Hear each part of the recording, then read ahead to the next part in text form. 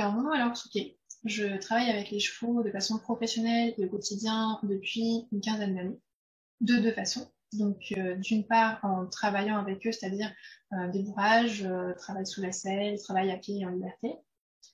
Et d'autre part, en soins, parce que je suis ostéopathe, je travaille aussi sur pieds nus et j'utilise différentes techniques telles que la spagithérapie, l'aromathérapie ou l'éthiothérapie, en complément du coup de l'ostéopathie.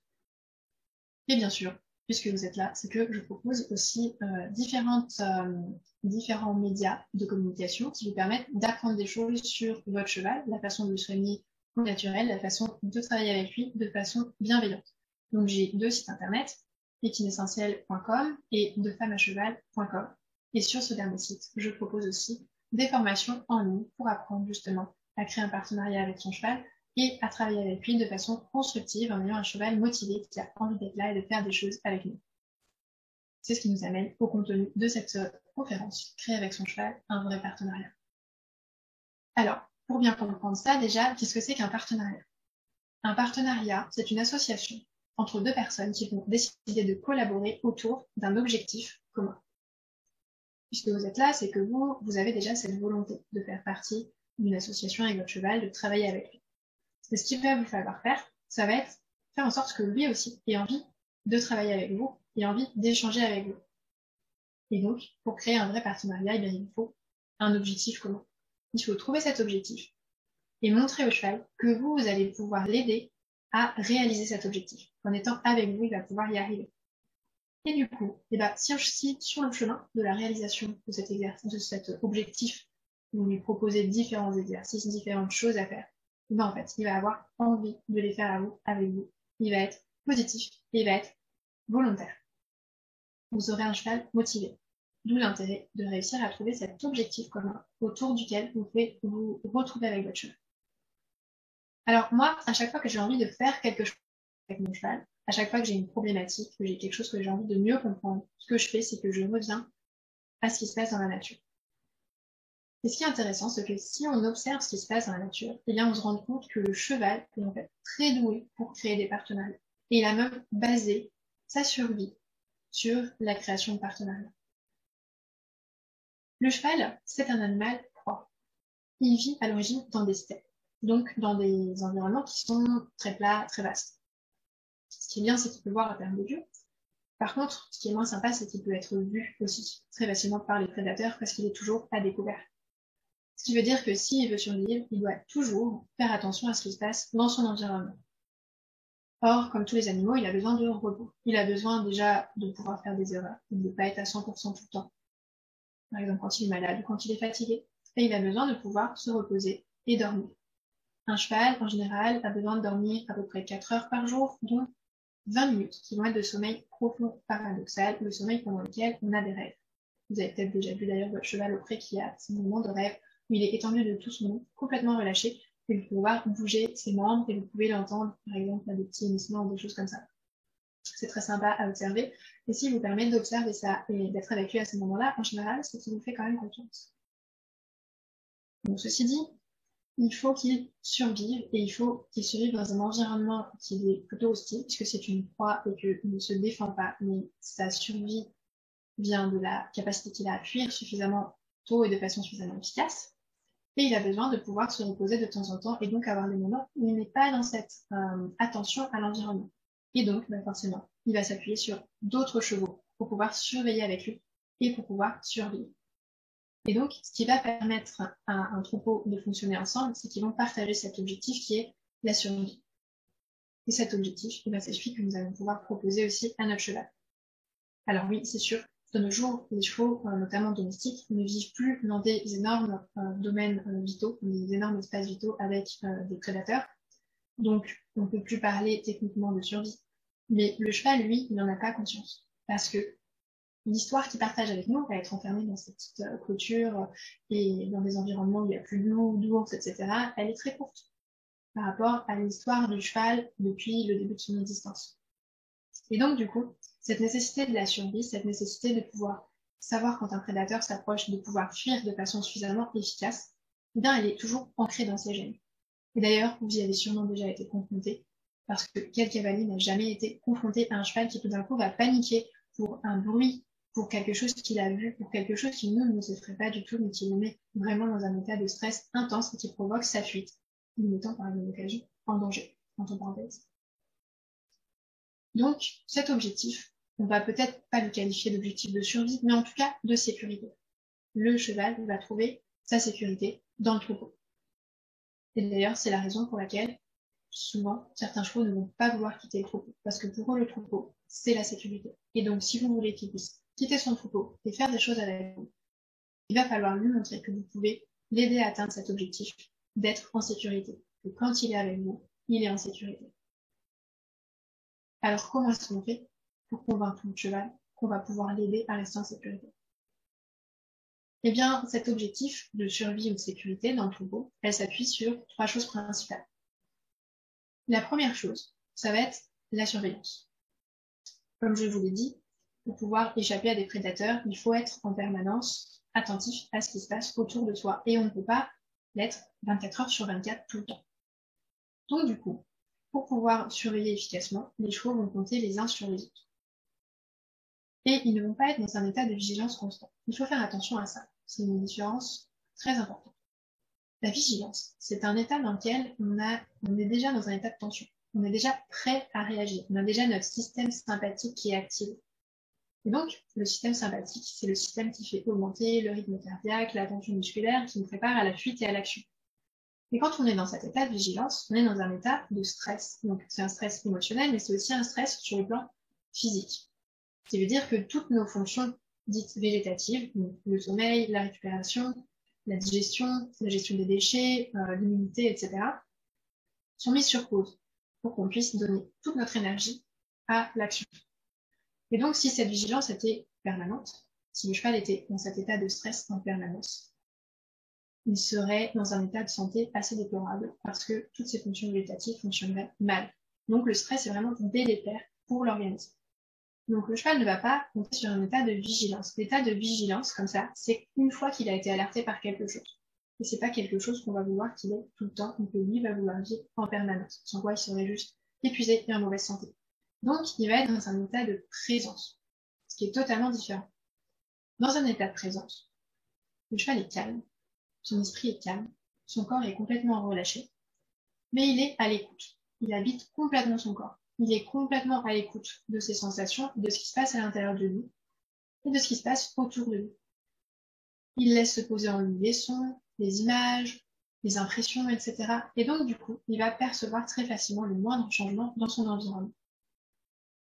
Ça lui permet d'avoir ce qu'on appelle une conscience socio-sensuelle. C'est très important quand on vit en groupe.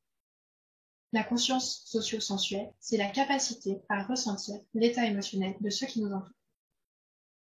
Comment? Par une sensibilité particulière à leur rythme cardiaque, leur rythme respiratoire, leur état de tension musculaire. C'est quelque chose qu'on observe chez tous les animaux proies qui vivent en groupe, incluant les humains qui vivent en tribu. La capacité à savoir comment ceux qui nous entourent. C'est très intéressant quand on doit partager la surveillance. Imaginez, vos chevaux sont dans un pré. Ils sont tranquilles, rien ne se passe, tout va bien, tout le monde est détendu. Et puis tout d'un coup, il y a un d'entre eux qui va percevoir quelque chose qui va l'alerter. Donc ça peut être un bruit, ça peut être quelque chose qu'il a vu, ça peut être une odeur, ça peut être une sensation, quelque chose. Il se met en état de vigilance aussitôt. Son rythme cardiaque augmente. Vous avez sûrement vu ça quand votre cheval a peur, des fois. Le cœur bat tellement vite qu'on le voit même visuellement qu'il vient taper dans la poitrine, et si on le touche, on sent son cœur qui bat dans tout son corps. Donc on a cette augmentation du rythme cardiaque, cette augmentation du rythme respiratoire et cette augmentation de la tension musculaire générale du cheval. Et les autres chevaux, grâce à cette conscience socio-sensuelle, ils vont aussitôt le percevoir. C'est-à-dire que le premier cheval n'a pas besoin de communiquer avec eux pour qu'ils réagissent et qu'ils se mettent eux aussi dans cet état de vigilance. Il n'a rien besoin de faire ou d'exprimer. Ce qu'il ressent à l'intérieur est perçu par les autres qui vont aussitôt réagir de la même façon. Ça fait gagner un temps fou. Parce que du coup, s'il faut fuir parce que la menace est confirmée, eh bien tout le monde est déjà prêt à la fuite et va pouvoir réagir en un quart de seconde. On ne perd pas du temps à dire à chacun « Hey, au fait, t'as vu, on a vu quelque chose, il va peut-être falloir qu'on fuit, il faut peut-être qu'on se prépare. » C'est automatique. Et ce qui est chouette, c'est que ça marche aussi dans le sens inverse. C'est-à-dire qu'au moment donné où ce cheval, par exemple, se dit « Ah bah non, en fait, c'est rien. Ce que je viens de voir, c'est juste un autre humain qui vient au champ. Ben, il va aussi se relâcher. Son cœur va s'apaiser. Sa respiration va ralentir. Son corps va se détendre. Et tous les autres qui s'étaient mis en état de vigilance vont sentir son relâchement aussi. Et aussitôt, ils vont savoir que, ouf, ça va, c'était une fausse alerte, on peut rester où on est. Et une fois encore, il n'a pas besoin de les appeler, de leur dire « Ah non, partez pas, tout va bien ». Non, non, parce qu'en fait, ils ont ressenti ce qui se passe à l'intérieur de lui. Et ils se sont apaisés aussitôt. Donc ça fait que du coup, ils peuvent compter les uns sur les autres pour la surveillance, parce que dès qu'il va y avoir une réaction chez l'un, qui est présent dans son environnement, tout le monde va pouvoir réagir. Et donc, bah, s'il y en a un qui était un peu en train de somnoler à ce moment-là, c'est pas grave, parce qu'il peut compter sur les autres membres du troupeau. Il n'est pas le seul à avoir cette mission de surveillance, et il n'est pas obligé d'être tout le temps à l'affût de ce que font les autres, parce qu'il va simplement être présent à lui et le ressentir. Donc ça n'a pas besoin de passer par le mental. Alors la première chose que vous devez faire pour que votre cheval ait envie de créer un partenariat avec vous, ça va être ça. Ça va être de lui montrer que vous pouvez partager avec lui cette nécessité de surveillance de l'environnement. Alors nous, on a 2 écueils principaux pour ça. La première chose, qui est très embêtante par rapport à la conscience socio-sensuelle, c'est notre état de tension. On vous l'a souvent dit, on ne vous l'a pas toujours expliqué, mais c'est vrai que quand on vient voir son cheval, on dit toujours « laissez vos ennuis à la porte de l'écurie ». Facile à dire, parfois moins facile à faire, surtout qu'on ne donne pas souvent les clés pour y arriver.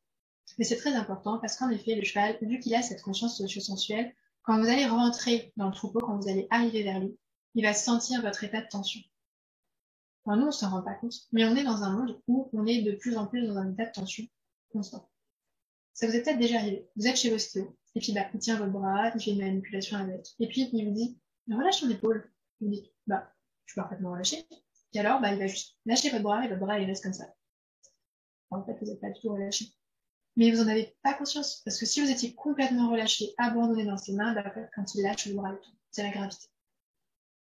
Et en fait, on est tellement tout le temps dans un état de tension, parce qu'on a un stress, parce qu'il faut qu'on se dépêche, parce qu'on travaille, parce qu'on doit penser à 1000 choses, etc. Et parce qu'on se sent aussi inconfortable des fois dans un environnement qui nous agresse de mille manières, on est dans un état de tension constant. Du coup, on a la respiration qui est courte, on a toujours le plexus qui est fermé, le diaphragme qui est raccourci. Et le cheval, lui, en fait, quand on arrive, il va sentir ça. Conséquence, il va se dire, oh là là, cet humain a peur de quelque chose, mais quel est le danger? Et puis vous n'avez pas ce relâchement. Donc il se dit, oh là, il a vraiment peur de quelque chose, là, il y a un danger que j'ai pas réussi à identifier. Ce qui va faire que d'une part, il va pas avoir envie de le suivre. Parce que vous êtes dans un état de peur et qu'on ne comprend pas pourquoi. Donc pourquoi s'éloigner du troupeau alors que son troupeau est calme pour aller avec vous qui êtes en stress? Pour un cheval, ça fait pas sens, puisque ce qu'il va chercher, c'est la sécurité. Puis deuxième chose, il va être en alerte, en état de vigilance quand il est avec vous, à essayer de comprendre qu'est-ce qui fait peur à cet humain. Et donc du coup, il va avoir peur de tout, il va réagir fort, etc. Vraiment son instinct de proie qui va ressortir. Donc ça, c'est un premier écueil. En plus, ce que ça fait, c'est que le cheval se rend compte aussi au bout d'un moment que vous êtes toujours dans cet état de tension. Donc, s'il a suffisamment confiance en lui pour ne pas être alerté par votre état, il va finir par être finalement, on va dire, blasé à cet état et se dire, cet humain, de toute façon, il est toujours dans un état de tension. Donc, on ne peut pas le lire. On ne peut pas savoir ce qui se passe vraiment grâce à lui. Et donc, il n'est pas utile finalement pour notre surveillance. Et donc, on va juste plus faire attention à ce qui se passe à l'intérieur de lui parce que c'est insignifiant. Insignifiant, c'est-à-dire qu'il n'a pas de sens. Deuxième écueil, c'est que du coup, du fait de cet état de tension, peut-être aussi que cet état de tension en résulte, je pense que ça va dans les deux sens, eh bien, on ne vit pas dans notre corps. Au lieu d'avoir toute notre énergie qui circule dans notre corps, notre présence, avoir vraiment conscience de ce qui se passe à l'intérieur de nous, eh bien, tout est concentré au niveau de la tête et du mental. Et le cheval, quand on arrive vers lui, eh bien, il le sent. Il sent qu'on n'habite pas notre corps, il sent qu'on n'est pas présent. Et si on n'est pas présent à nous, on n'est pas non plus présent à ce qui se passe autour. Et on ne peut pas partager cette conscience socio-sensuelle. Or, c'est un élément très important pour former un troupeau. Donc, du coup, il ne va pas pouvoir nous considérer comme un membre intéressant du troupeau, parce qu'on ne peut pas partager cette surveillance, qu'on ne peut pas nous lire, parce qu'on est toujours en état de tension. Et du coup, en fait, qu'on soit là ou pas, pour lui, ça va être pareil. On va pas être signifiant, on va pas être un élément qui peut servir à quelque chose dans ce troupeau. Et donc, du coup, il va simplement ne pas nous prêter attention. Et quand il va être avec nous, il va se comporter comme s'il était tout seul. Donc, si c'est un cheval émotif, il va être sur l'œil. Si c'est un cheval qui a confiance en nous, il va simplement faire sa vie, sans faire attention à nous, et considérer que si jamais il y a un danger, c'est lui qui doit prendre la décision, et qui doit se débrouiller, parce que nous, de toute façon, on ne peut pas savoir ce qu'on pense, on ne peut pas savoir ce qui se passe à l'intérieur de nous, on ne peut pas savoir si on est en stress, etc. Donc, on n'est pas signifiant pour lui, et donc il ne pourra pas faire un troupeau avec nous. Donc, la première clé, pour convaincre votre cheval qui peut former avec vous un partenariat autour de la survie, ça va être d'arriver à apaiser votre mental, apaiser vos émotions, apprendre à respirer et à relâcher votre corps. Et apprendre à habiter ce corps, apprendre à être présent à vous-même à chaque instant.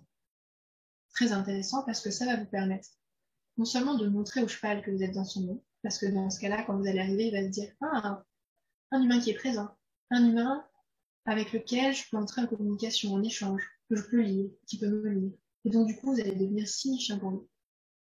Mais en plus, vous aussi, en étant présent à vous, vous allez avoir cette conscience socio-sensuelle, vous allez avoir ce ressenti de ce qui se passe à l'intérieur de vous.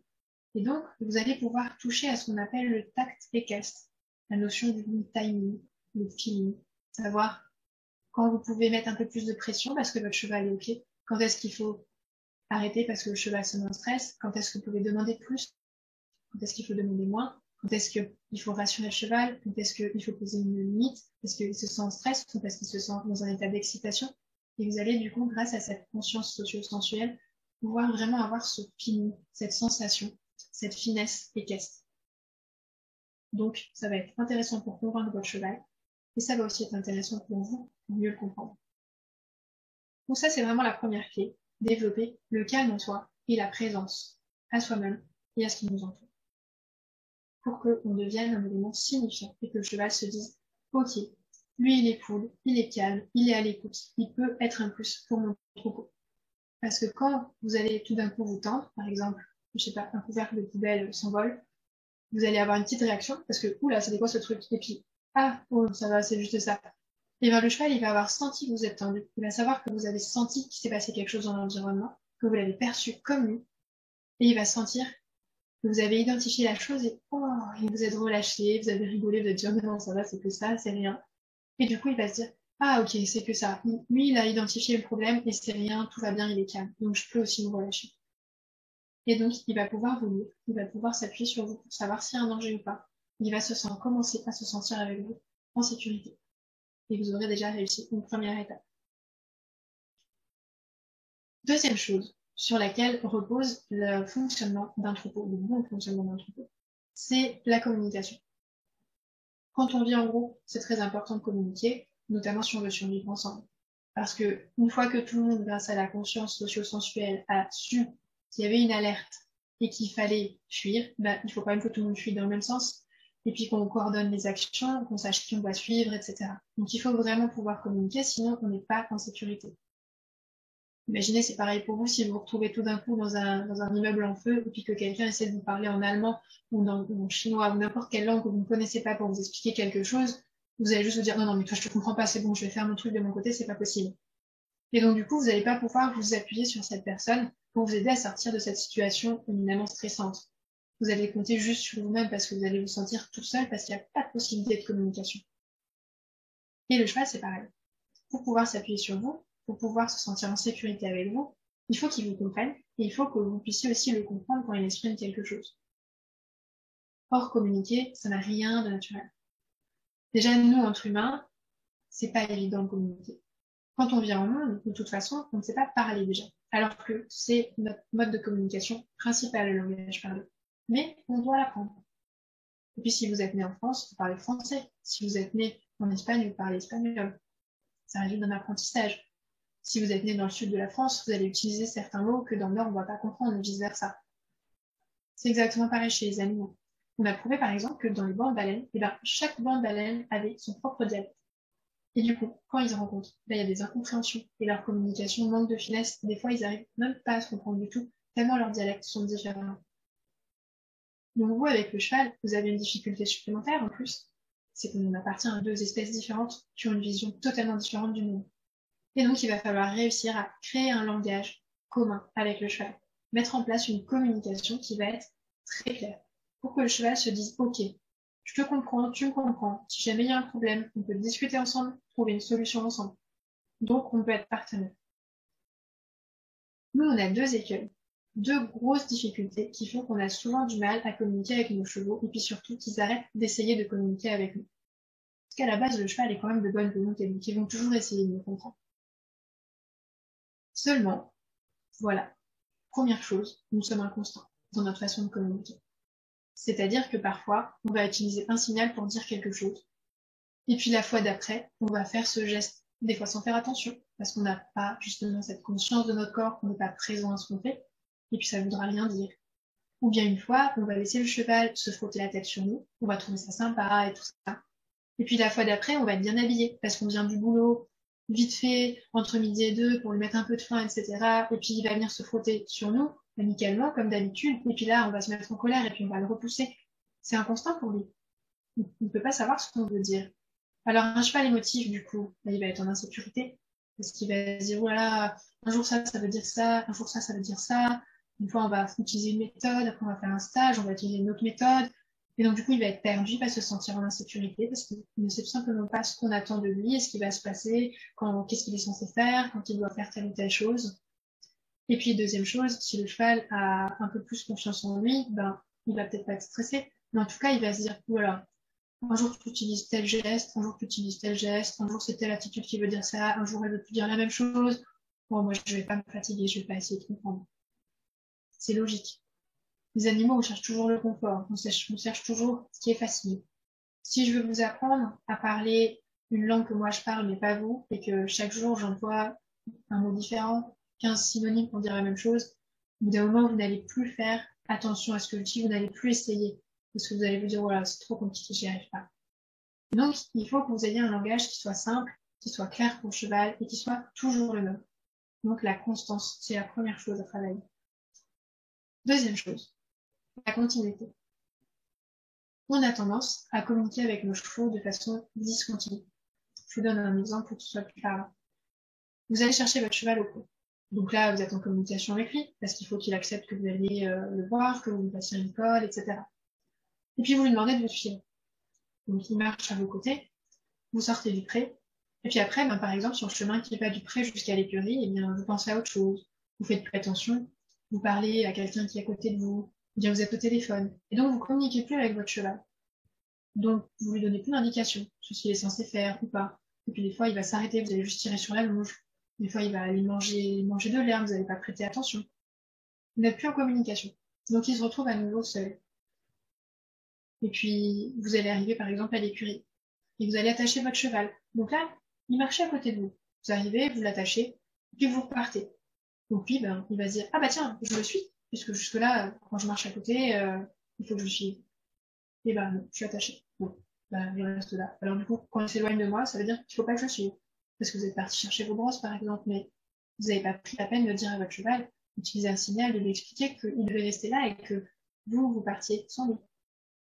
Vous revenez, vous faites ce que vous avez à faire, et puis vous vous détachez, et puis cette fois, vous vous éloignez. Et puis là, il vous suit pas. Il dit, bah, il me suit pas. Alors vous tirez sur la longe. Ah oui, parce que un coup, quand vous vous éloignez, il doit vous suivre. Le coup d'après, quand vous vous éloignez, il ne doit pas vous suivre.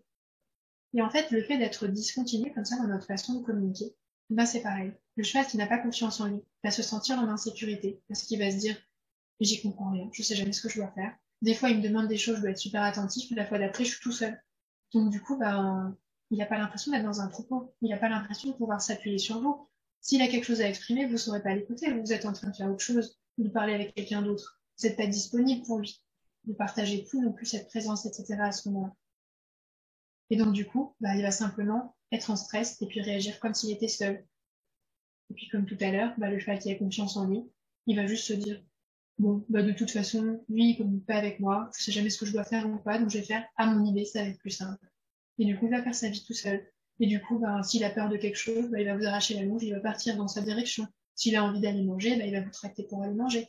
Simplement parce que la communication n'est pas claire et qu'elle n'est pas continue. Donc, point de vue communication, être constant, et puis être dans une communication continue avec le cheval. Si on se met à sa place, imaginez que vous venez chez moi par exemple, et puis vous arrivez, vous allez passer quelques jours là, donc moi j'ai ma routine à faire, alors au début on discute, on parle tranquillement, etc. Et puis d'un coup, je me lève, je quitte la pièce où on était, je pars faire ma vie. Et je vous dis rien, je vous donne aucune indication. Là, vous allez être complètement dans le flou, vous n'allez pas savoir quoi faire. Mais c'est ce que vous faites avec le cheval à chaque fois que vous interrompez comme ça la conversation avec lui. Vous vraiment restez en conversation avec lui du début à la fin. On va chercher au pré, communique avec lui. On lui explique ce qu'on veut. Là, on va sortir du pré. Viens, mets-toi ici. Suis-moi. Arrête-toi, j'ouvre. Tiens, on sort. Arrête-toi, je referme. Je te mets ici. Reste là, s'il te plaît. Je vais chercher mes brosses. Voilà, reste tranquille pendant que je m'occupe de toi. Je veux juste que tu sois immobile. Ok, c'est bon, j'ai fini. Maintenant, on part. Tu viens en communication, tout le temps, pour que le cheval se sente jamais seul. Parce que dans un troupeau, on est toujours attentifs les uns aux autres. On communique toujours les uns avec les autres. C'est ce qui permet qu'on soit en sécurité et qu'on se comprenne bien. Donc ça, c'était notre deuxième point. Troisième point. Qu'est-ce qui est aussi très important? C'est, alors là, il faut que je commence par la dominance. Il faut que je vous parle de la dominance, parce que ce qui est très important, c'est aussi le partage des compétences et la notion de leadership. Or, il y a encore quand même une croyance qui est très répandue dans le monde du cheval. C'est une croyance selon laquelle les chevaux ont un fonctionnement hiérarchisé, du type A domine B, qui domine C, qui domine D, qui est dominé par tous les autres. En fait, c'est totalement faux. Réfléchissez à comment vit le cheval dans la nature. Le cheval dans la nature, il vit dans des steppes, il mange de l'herbe et des broussailles qui sont à terre. Il a juste à baisser la tête pour manger. Donc, il y en a assez pour tout le monde. C'est une ressource qui est illimitée. Même si l'herbe est rase, on se déplace un peu plus, mais il y en a assez pour tout le monde. Elle n'est pas juste dans un seul lieu, par exemple, quand on est en captivité, à un valeur où tout le monde va être autour. Et dans la nature, en fait, les relations de dominance, elles sont pas si systématiques que ça. Elles ne se passent que quand des animaux doivent accéder à une ressource qui est limitée. Chez les chevaux, ça se voit en captivité, donc si vous mettez du concentré, par exemple, vous venez avec des seaux, ils savent qu'il y a juste ce seau-là, et que quand ce seau-là est fini, il n'y en a plus. Donc du coup, il faut y accéder avant les autres, et il faut garder sa place. Du coup, il y a agressivité. Si vous arrivez avec un sac de carottes dans un troupeau, eh bien, tout le monde va venir autour de vous pour accéder à ces carottes, parce qu'ils savent que c'est pas illimité, qu'il n'y en a plus, il n'y en a juste plus. Donc du coup, il va y avoir beaucoup d'agressivité autour de vous. Et du coup, là, vous allez pouvoir, quand il y a une situation de dominance, qui est ce qui est dominant, dominé, etc. D'ailleurs, si vous êtes attentif, vous verrez que ça change aussi avec le temps. Tout simplement parce que les chevaux n'ont pas affaire à ça dans la nature, à part dans une circonstance précise, qui est notamment la reproduction, où en fait, les entiers vont se battre pour les juments parce qu'il n'y a que 10% d'entre eux à peu près qui vont réussir à avoir un harem. Mais ça, c'est vraiment de façon très ponctuelle, quand il y a des rencontres entre des jeunes entiers qui vont vouloir reprendre le troupeau à un autre cheval. Et on voit bien que ça les met en stress, forcément, parce que c'est des comportements d'agressivité, d'évitement, etc. Et donc, tout le reste du temps, en fait, comme il n'y a pas de raison de se battre pour accéder à quelque chose, puisqu'on n'a qu'à baisser la tête pour manger, eh bien, il n'y a pas de dominance, il n'y a pas de soumission. C'est simplement des partenaires qui vivent ensemble et puis qui partagent leur vie ensemble tranquillement avec des amitiés plus ou moins fortes entre eux. Nous, on peut très bien observer ça quand on regarde ce qui se passe auprès. Vous voyez bien que, par exemple, printemps-été, la plupart du temps, les chevaux sont relativement tranquilles quand ils sont à l'heure. Et par contre, dès qu'il y a l'hiver, qu'ils ont moins d'espace et que surtout, ils ont un accès limité à des filets à foin ou des rondes à l'heure et qu'il n'y en a pas un pour chacun, suffisamment éloigné, etc., et ben, on va avoir ces problématiques d'agression qui vont se mettre en place. Et dans ces cas-là, vous allez toujours pouvoir vous rendre compte, si vous observez votre cheval, que vous regardez comment il est, qu'il est tout le temps en stress, qu'il est jamais bien, que ce soit le dominant ou le soumis. Parce que il n'est pas fait pour gérer ça. C'est pas un animal qui est fait pour gérer ça au quotidien. Il est fait pour avoir de temps en temps des petits conflits sur une ressource limitée et puis le reste du temps être tranquille. Donc il ne sait pas gérer ça. Ça fait pas partie de sa nature, c'est pas inscrit dans ses gènes, c'est pas le gène, donc ça le met en stress. Et donc, vous, si vous proposez un partenariat avec votre cheval, mais que vous vous basez sur ce principe de dominant et de soumis, votre cheval, auprès de vous, il va pas se sentir bien. Parce que le cheval dominant, qui utilise des signes d'agressivité, etc., pour le repousser de la balle de poing, c'est pas son ami. Les amis, ils mangent ensemble à la ronde de foin. Ils boivent ensemble, ils mangent ensemble même dans les sauts de complément. Ils n'ont pas ce type de comportement entre eux. Le cheval qui domine, déjà, il est dans un état de stress parce qu'il doit affirmer sa dominance et pousser les autres. et que tous les autres chevaux vont toujours le remettre en question parce qu'ils n'ont pas l'habitude d'avoir une hiérarchie constante comme ça. Donc il doit vraiment faire des efforts pour garder sa place. Et puis le cheval qui est soumis, eh ben, il est tout le temps en stress parce qu'il a peur de se faire agresser en permanence et puis qu'il a peur de manquer et que du coup, ben, il est toujours dans cet état de il faudrait quand même que j'arrive à m'affirmer un peu plus, comment je vais faire, etc. Et donc c'est des situations très stressantes pour eux. Et votre cheval, vous ne voulez pas qu'il ait peur de vous. Vous voulez qu'il ait envie de travailler avec vous dans un objectif commun et qu'il se sente en sécurité avec vous. Il faut bien se souvenir toujours que l'objectif commun que vous lui proposez, c'est la sécurité. Donc les rapports dominants et soumis sont vraiment à exclure si vous voulez que votre cheval ait envie de former un troupeau avec vous et qu'il se sente vraiment dans une situation de partenariat avec vous. Alors du coup, comment vous allez faire pour vos rapports? En fait, c'est très simple. Comment ça se passe chez les chevaux? D'une façon dont on devrait s'inspirer dans un rapport humain aussi, ce serait beaucoup mieux. C'est-à-dire que on va suivre le cheval qui est compétent à l'instant où on a besoin de sa compétence.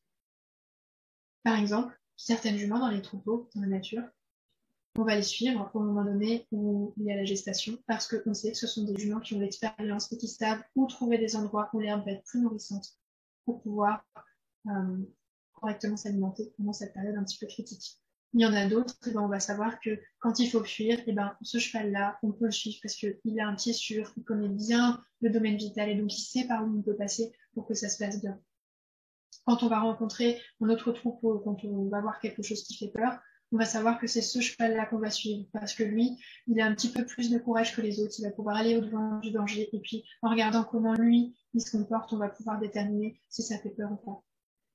C'est la compétence qui est reconnue chez les chevaux.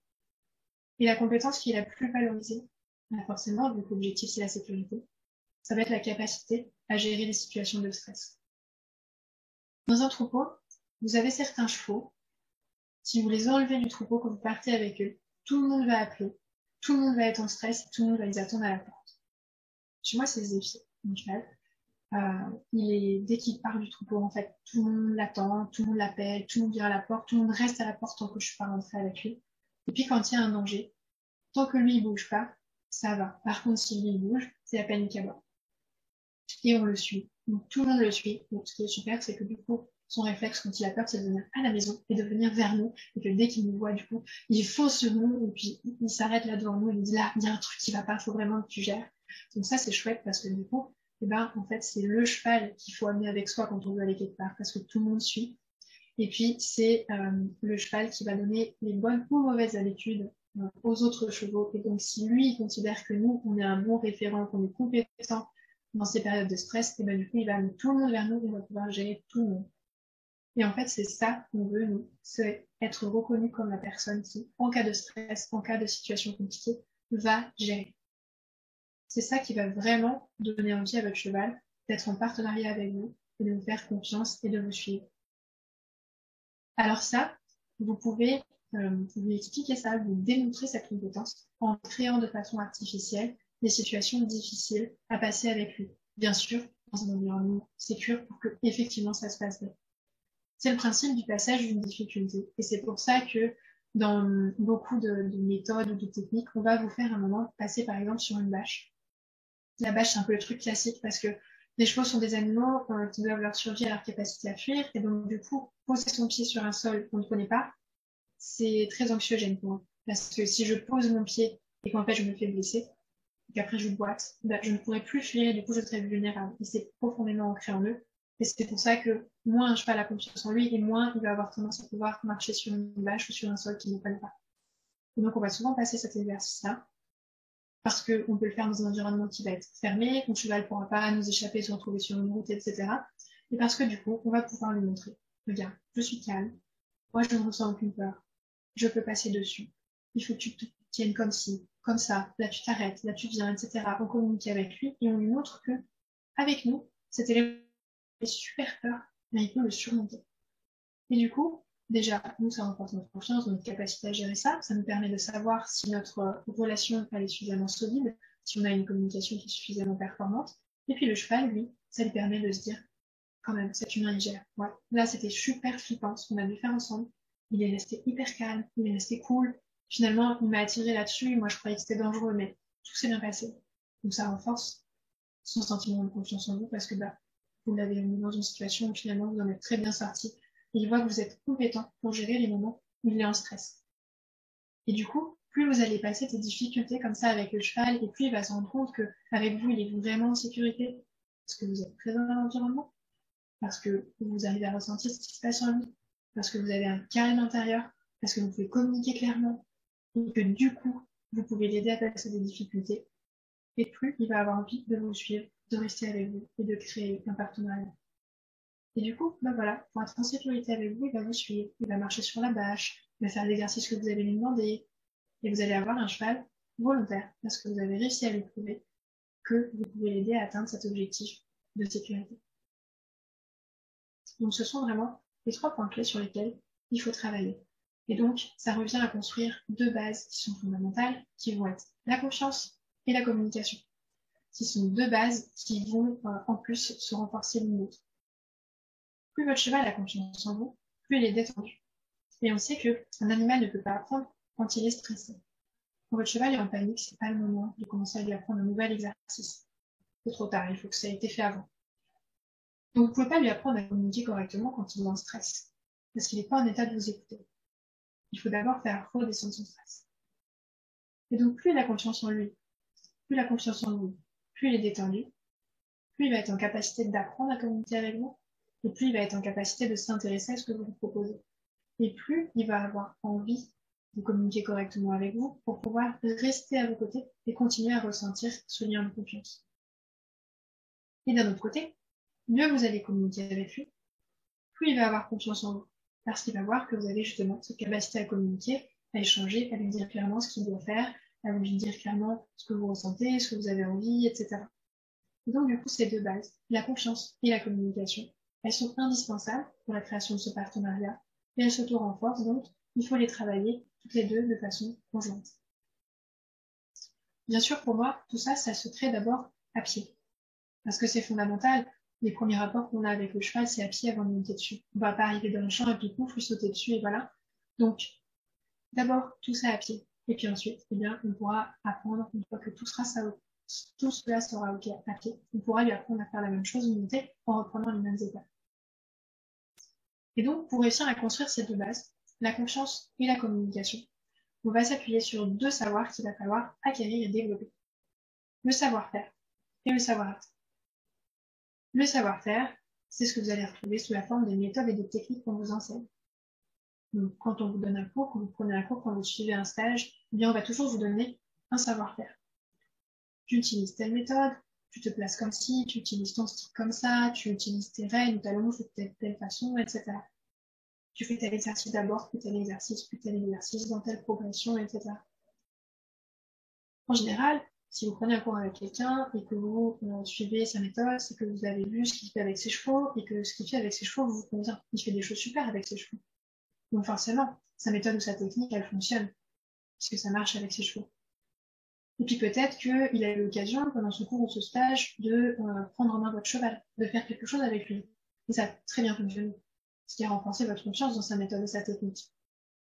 Et pourtant, vous, quand vous faites a priori la même chose avec votre cheval, vous utilisez le même matériel, vous utilisez le même code, la même technique, vous avez l'impression de faire exactement les mêmes gestes, mais peut-être ça ne fonctionne pas. Parce qu'en fait, ce qui ne vous a pas transmis, c'est ce qui se passe à l'intérieur de lui. C'est justement cette capacité à être hyper calme, qui rassure le cheval, à être posé, relâché, à être présent à lui, à être présent à ce qui se passe dans le cheval, à partager cette conscience socio-sensuelle avec lui, et du coup à ressentir ce que je vous disais tout à l'heure, le feeling, le timing, le tact, les caisses. Ah, là mon cheval s'est tendu, je vais un petit peu baisser la pression. Là, il se relâche, ah bah c'est bon, on peut à nouveau faire un pas. Vraiment son ressenti en fait. Et c'est ça qui va faire que sa méthode va fonctionner. Parce qu'il va savoir quand faire un peu plus fort, un peu plus léger, s'imposer un peu plus, se faire un peu plus discret, etc. S'adapter vraiment au cheval à la seconde près. Et ça, c'est quelque chose qu'en général, on ne vous transmet pas. C'est pas parce que les gens veulent garder le secret, etc. en général. C'est juste parce qu'ils n'en ont pas conscience. Il y a beaucoup de gens de chevaux, si vous parlez avec eux, ils vont juste vous dire oui, bah, c'est ma technique, si t'as la technique, ça fonctionne comme ça, c'est très simple, t'as une communication claire avec le cheval, tout est OK. Ils se rendent même pas compte qu'en fait, en eux, c'est différent parce que c'est la réalité qu'ils vivent au quotidien et on pense toujours que l'autre est comme nous. Donc, du coup, bah, ils pensent simplement que vous avez déjà ces capacités. Ou alors, ils savent comment ils sont à l'intérieur. Ils voient bien que vous êtes en stress, vous manquez de confiance en vous, etc. Et puis, ils essaient de vous dire, tu dois t'affirmer, tu dois montrer au cheval que t'es posé, tu dois lui inspirer confiance. Mais ils savent pas forcément comment vous aiguiller. Et ce qu'il faut que vous développiez, vous, c'est ce savoir-faire, ce savoir-être. Parce que, autant, si vous avez le savoir-être, vous allez pouvoir utiliser toutes les techniques et toutes les méthodes que vous voulez. Parce que ça va toujours fonctionner. Et puis, si vous avez le savoir-être, même si vous n'avez pas de technique, vous allez réussir à faire ce que vous voulez avec votre cheval. Ça vous prendra peut-être plus de temps, parce que vous devrez inventer votre langage, au lieu de reproduire un langage qui est plus intuitif pour le cheval, on va dire, plus facile à comprendre. Mais vous allez y arriver. Mais par contre, si vous avez le savoir-faire et que vous n'avez pas le savoir-être, que vous ne savez pas être calme, que vous ne savez pas gérer vos émotions, que vous ne savez pas être dans cet état de présence, eh bien vous allez toujours arriver à un moment où ça va coincer. Un moment où votre cheval, parce qu'il ne vous considère pas vraiment comme un partenaire, parce qu'il ne peut pas avoir vraiment confiance en vous, il va refuser de vous suivre dans certaines directions, dans certains exercices. À un moment, il va y avoir des conflits. Un moment où son stress va augmenter le vôtre, qui va augmenter le sien, etc. Et donc, pour moi, ces deux savoirs sont vraiment fondamentaux. Il faut avoir les deux pour pouvoir vraiment convaincre le cheval qu'on peut être un bon partenaire, qu'on peut créer un petit troupeau avec lui, et puis que ça peut bien se passer. Et pour moi, ça, c'est ce qu'on peut appeler être homme ou femme de cheval. C'est cette capacité à sentir ce qui se passe chez le cheval, cette capacité à entrer vraiment en connexion avec lui, parce qu'il nous voit vraiment quand, euh, quand on rentre en lien avec lui dès les premières secondes. Et cette capacité, du coup, en lui inspirant confiance et en communiquant de façon claire avec lui, à le convaincre en quelques minutes de créer un partenariat avec nous, que ce soit juste le temps d'un soin, le temps d'une séance de travail, ou bien le temps d'une vie à ses côtés.